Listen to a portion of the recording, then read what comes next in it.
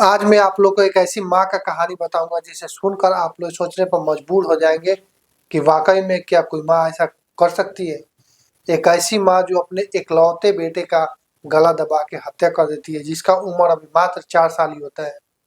और हत्या करने के बाद उसके बॉडी को अपने सूटकेस में भर के और गोवा से सीधा बेंगलुरु बाई रोड जा रही होती है, जो कि रास्ते में पकड़ी जाती है। और ये महिला ऐसी नहीं होती है, ये काफ़ी तेज तराक और काफ़ी ब्रिलियंट महिला होती है। इनका नाम उन महिलाओं की लिस्ट में आया था जो दुनिया के 100 टॉप महिला होती है, ब्रिलियंट होती है। उनका जब लिस्ट निकला था तो उस लिस्ट में इनका भी नाम था।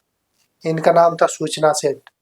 ये फिजिक्स से एमएससी की थी बंगाल से, और उस समय भी काफ़ी तेज तराक थी। इनका नाम उस कॉलेज में चल रहा था जहाँ पे पढ़ती थी। इतना ब्रिलियंट होने के बाद भी इतना बड़ा कदम ये कैसे उठा ली, यही सुन के और सोच के लोग दंग हो जा रहे हैं। दोस्तों, सूचना सेठ बेंगलुरु में अपना कंपनी चलाती थी जिसका नाम था द माइंड एआई लैब। उस कंपनी का सीईओ थी। वो कंपनी काफ़ी पॉपुलर था एआई के क्षेत्र में। ये कंपनी को डेटा मुहैया कराता है बहुत सारे कंपनियों को। उसी का सीईओ थी।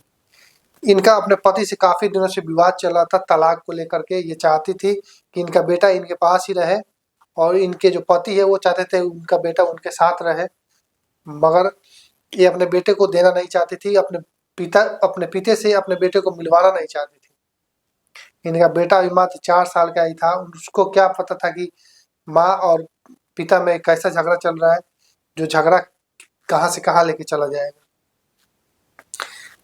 इनका कोर्ट में भी बहुत दिनों से केस चल रहा था बेटों को लेकर के और इनके तलाक को भी लेकर के, मगर कोर्ट का डिसीजन कुछ दिन पहले ही आया हुआ था। कोर्ट का डिसीजन यही था कि सूचना सेठ अलग रहेंगी अपने बेटे के साथ, मगर हफ्ते में एक बार सूचना सेठ अपने बेटे को उनके पिता से मिलने का इजाज़त देंगी, अगर उनके पिता चाहेंगे तो। ये कोर्ट का फैसला सूचना सेठ को काफ़ी नाराज़ कर गया। ये कोर्ट का जो फैसला था उससे वो काफ़ी गुस्सा थी। वो नहीं चाहती थी कि उनका इकलौता बेटा अपने पिता से कभी मिले। अपने पति से इस कदर वो गुस्सा थी, इस कदर नाराज़ थी कि वो कुछ भी करने के लिए तैयार थी, मगर अपने बेटे को अपने उसके बाप से नहीं मिलवाना चाहती थी। दोस्तों, सूचना सेठ को जब यह पता लगा कि कोर्ट का फैसला ये आ गया कि उनको अपने बेटे से उनके पिता को मिलवाना पड़ेगा, तो इससे वो काफ़ी नाराज़ थी और यही सोच रही थी कि कैसे मैं अपने बेटे को उसके बाप से अलग करूं ताकि उनका बेटा उनसे कभी ना मिल सके। यही सब सोचते सोचते वो कुछ अपने दिमाग में आइडिया लगाई होगी और बेंगलुरु से सीधा वो फ्लाइट से चली गई गोवा। और गोवा एक होटल को पहले से ही ऑनलाइन बुक करके रखी थी, उस होटल में रुकी। कुछ दिन वहाँ पे रुकी, कभी कहीं पार्क में अपने बेटे के साथ जाती थी, कभी कहीं मार्केट में जाती थी, और फिर आके शाम को होटल कमरे में रुक जाती थी। जिस दिन सूचना सेठ इस घटने को अंजाम दी, उस दिन अपने बेटे के साथ तो वो होटल के कमरे में गई थी और जाने के बाद अपने बेटे का गला दबा के हत्या कर दी, और हत्या करने के बाद अपना भी नस काट ली थी। वो भी चाहती थी कि उसका हत्या करने के बाद वो भी मरना चाहती थी, मगर अंत अंत में उसका मन बदल गया। मन बदलने के बाद वो अपना खुदकुशी करने का प्लान कैंसिल कर दी, और उसी दिन यानी जिस दिन घटना को अंजाम दी उस दिन 1 बजे होटल के स्टाफ को फ़ोन की और फ़ोन की बोली कि हमें अर्जेंट जाना है बेंगलुरु अपने कंपनी के काम के लिए।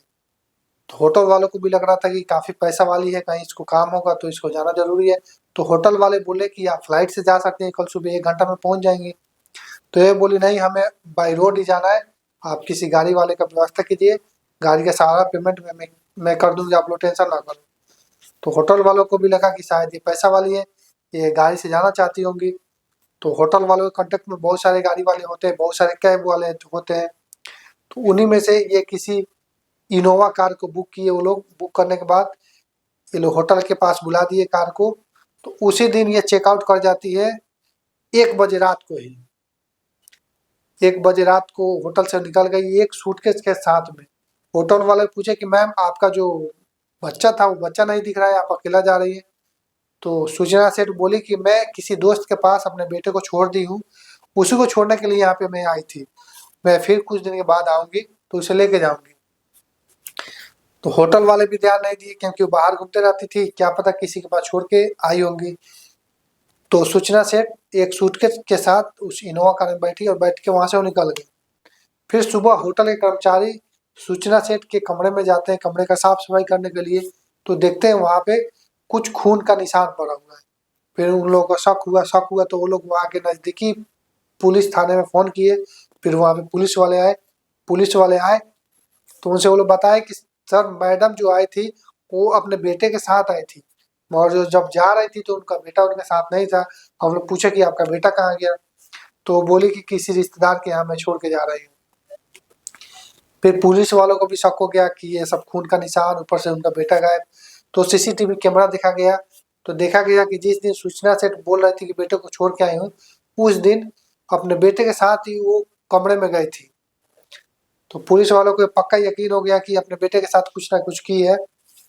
तो पुलिस वाले होटल के कर्मचारी से बोले कि आप जिस कैब को बुक किए हो उस कैब के ड्राइवर के पास फोन लगाओ। फिर होटल वाले फोन लगा के पुलिस वालों को दिए तो पुलिस वाले उस कैब के ड्राइवर से बोले कि आप सूचना सेठ से बात कराओ। फिर कैब का ड्राइवर सूचना सेठ से बात कराया तो सूचना सेठ से पुलिस वाले पूछे कि आपका बेटा कहाँ था, कहाँ गया, जब आप बाहर निकले तो आपका बेटा नहीं था। तो सूचना सेठ बोले कि मैं उसे किसी रिश्तेदार या दोस्त के यहाँ छोड़ दी हूँ और एक एड्रेस भी लिखवा दी। तो पुलिस वालों को भी लगा कि हो सकता है कि ये सही बोल रही होगी, तो पुलिस वाले फोन कट कर दिए। कट करने के बाद तुरंत एक पुलिस टीम को उस एड्रेस पे भेजी जहाँ पे सूचना से जो एड्रेस लिखवाई थी। उस एड्रेस पे जाके वो लोग देखते हैं तो वहाँ पे जो वो एड्रेस लिखवाई थी फेक एड्रेस था। वहाँ पे ना कोई घर था ना कोई वो आदमी था जिसका नाम वो लिखवाई थी। फिर पुलिस वालों को पक्का यकीन हो गया कि कुछ ना कुछ ये जरूर की है। फिर पुलिस वाले दोबारा उस कैब के ड्राइवर के पास फोन लगाए और बोले कि तुम ऐसा करो, अपना गाड़ी सीधा किसी नजदीकी पुलिस थाने में जाके लगा दो और ऐसा करते वक्त देखना कि तुम्हारी जो मैडम है उसको कुछ भी पता ना लगे कि तुम कहाँ जा रहे हो, क्या करने वाले हो।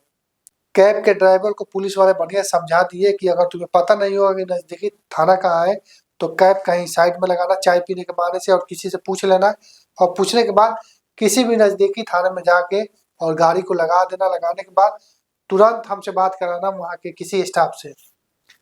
फिर जो कैब का ड्राइवर था वैसा ही किया, अपने गाड़ी को नजदीकी थाने के अंदर लेके चला गया। सिद्धार्थ ले जाने के बाद फोन जाके वहाँ के किसी पुलिस वाले को फोन पकड़ा दिया जिस नंबर से उसके पास फोन आया था।